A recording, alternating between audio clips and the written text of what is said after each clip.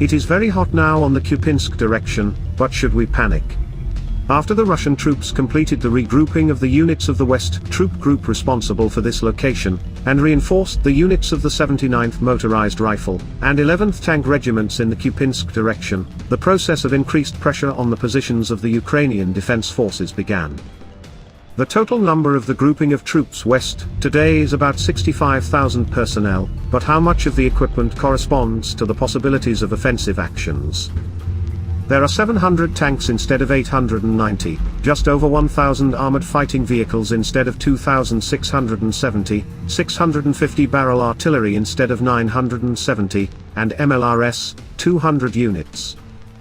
As we can see, this is not the worst understaffing among all enemy occupation groups. But it still limits the ability to effectively break through the AFU's defense lines and advance deep into the territories. This factor explains why, having launched the Liman-Kupiansk Axis offensive at the end of May and the beginning of June, the Russians have not achieved any significant result for 6 months.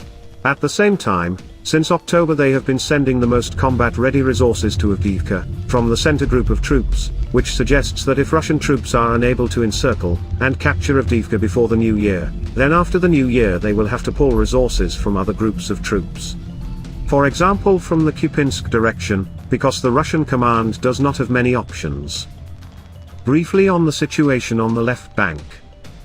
The enemy units, which tried to displace the Ukrainian defense forces southwest of Krinky, had a mass annihilation of personnel and equipment.